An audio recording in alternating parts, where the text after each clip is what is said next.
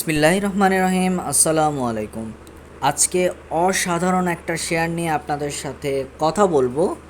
Video শুরু করার আগে যারা পুরাতন এবং কি নতুন ভিউয়ার্স রয়েছেন, যারা এখন পর্যন্ত আমার চ্যানেলটা সাবস্ক্রাইব করেন নাই, দয়া করে আপনারা আমার চ্যানেলটাকে সাবস্ক্রাইব করে দিবেন এবং কি পাশে থাকা বেল আইকনটা অন করে দিবেন।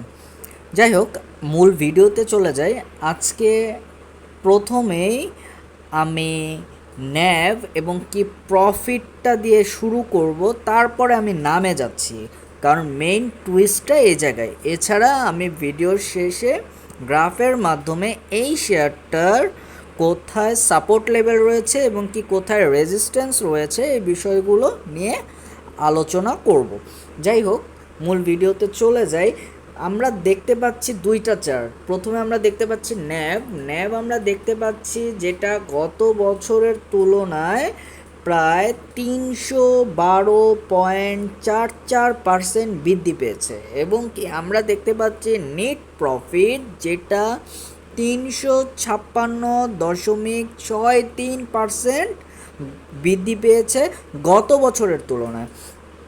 এখন আমরা খেয়াল করি, বর্তমানে ন্যাবের পরিমাণ আমরা দেখতে পাচ্ছি 34.48, যেটা গত বছরে ছিল 8.36, এবং কি এবছর বিগত প্রায় 8 বছরের তুলনায় সর্বোচ্চ 13 থেকে 21 সাল পর্যন্ত দেওয়া আছে এখানে চার্টে, তার মধ্যে সর্বোচ্চ। এর আগে 13 সালে সর্বোচ্চ ছিল 28.44, তারপর থেকে ক্রমাগত কমতে থাকে।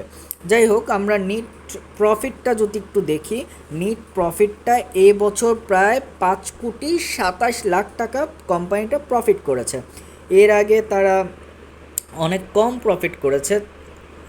তাদের 2016 থেকে 2019 পর্যন্ত তারা ক্রমাগত অনেক বেশি লস করতেছিল। কোম্পানিটা ভালো অবস্থানে ছিল না। 2020 সালে এটা কিছুটা প্রফিটে যায়, খুব সামান্য। তারপরে 2022-এ এটা মোটামুটি ভালো একটা অ্যামাউন্টের প্রফিট হয়। এছাড়া 2015 সালে সর্বোচ্চ প্রফিট হয়, সেটার পরিমাণ ছিল 8,61,00,000। এখন আমরা একটু শেয়ারের নামটা দেখে আসি। আপনারা হয়তো বা অনেকে বুঝে ফেলেছেন। আমি আজকে কথা বলতেছি Dhaka dyeing and manufacturing company limited নিয়ে। এটা টেক্সটাইল সেক্টরের একটা শেয়ার। এটার বর্তমান মার্কেট প্রাইস 19 টাকা 20 পয়সা, যা প্রায় গত দিন বৃহস্পতিবার প্রায় 5% বৃদ্ধি পেয়েছে, 5.5% বলা যায়। কারেন্ট পি রেশিও আমরা দেখতে পাচ্ছি 18.23। সব থেকে গুরুত্বপূর্ণ আরেকটা বিষয়, এখানে আমরা দেখতে পাচ্ছি ইপিএসের বৃদ্ধির হারটা আমরা দেখতে পাচ্ছি। Q1 ইপিএস 2021 সালে যেটা ছিল 0.13, সেটা 2022 সালে এসে বেড়ে দাঁড়ায় 0.31, যা প্রায় 138.46% বেশি।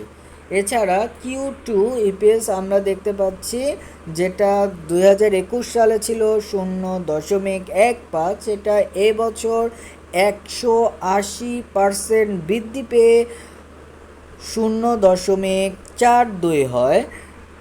Q3 ইপিএসটা কমে প্রায় 70% কমে, যেটা গত বছর ছিল 0.19, এবছর দাঁড়ায় 0.06।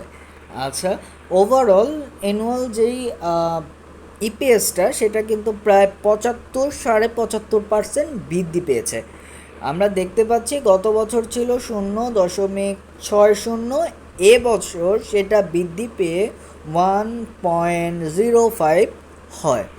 এখানে আমরা দেখতে পাচ্ছি ন্যাবের পরিমাণ, এটা নিয়ে আগে কথা বলছি আমি, 34.48। এছাড়া এখানে আমরা টোটাল শেয়ারের সংখ্যা দেখতে পাচ্ছি প্রায় 8,72 লক্ষ শেয়ার রয়েছে। পেইড আপ ক্যাপিটাল আমরা দেখতে পাচ্ছি প্রায় 87.15 ক্রোর, মানে কোটি দেখতে পাচ্ছি আমরা। এছাড়া শেয়ার হোল্ডিং পার্সেন্টেজটা আমরা যদি একটু দেখতে চাই, এখানে পাবলিক মেজরিটি বেশি এই শেয়ারটায়।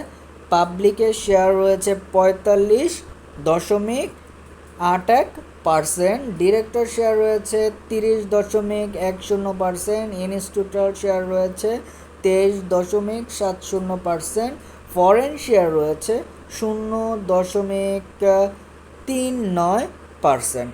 এখানে এ বছরে যদি দেখি আমরা, ইনস্টিটিউটাল বিনিয়োগ বৃদ্ধি পেয়েছে প্রায় 7%, ইনস্টিটিউটাল বিনিয়োগ বৃদ্ধি পেয়েছে, ফরেন বিনিয়োগ বৃদ্ধি পেয়েছে 0.21%, অন্যগুলি অপরিবর্তিত রয়েছে।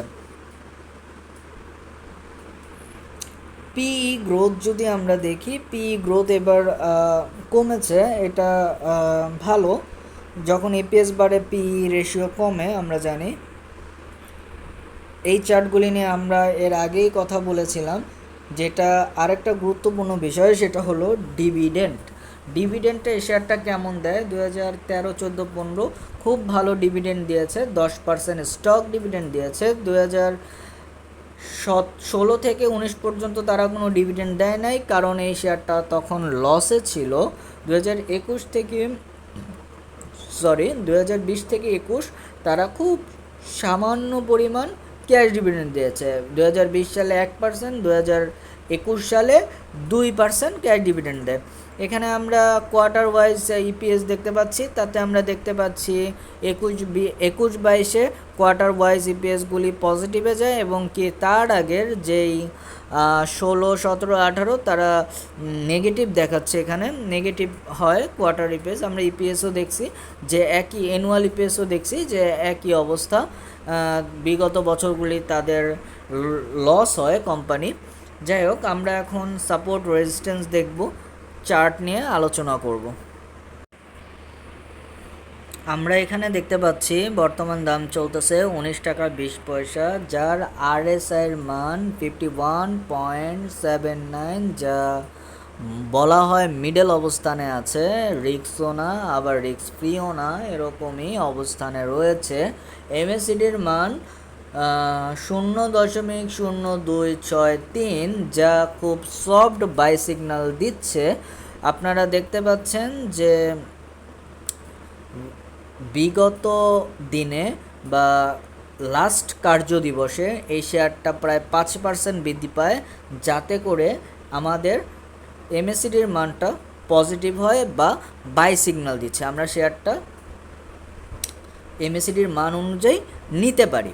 যাই হোক, আমরা এই শেয়ারটার সাপোর্ট রেজিস্ট্যান্স আমরা যদি দেখতে চাই, নেক্সট সাপোর্ট লেভেল রয়েছে 17 টাকায়, তারপরে সাপোর্ট লেভেল রয়েছে 14 টাকা, 12 টাকা 60 পয়সা, 9 টাকা 90 পয়সায় লাস্ট সাপোর্ট লেভেল রয়েছে। এছাড়া রেজিস্ট্যান্সের কথা যদি চিন্তা করি, 20 টাকা একটা রেজিস্ট্যান্স রয়েছে, তারপর রয়েছে 24 টাকায়। এছাড়া যদি আরও শেয়ারটা বৃদ্ধি পায়, এটা 33 টাকা 40 পয়সায় এই শেয়ারটা উঠতে পারে। যাই হোক, সবাই ভালো থাকবেন, সুস্থ থাকবেন, সবাইকে অসংখ্য ধন্যবাদ। আল্লাহ হাফেজ।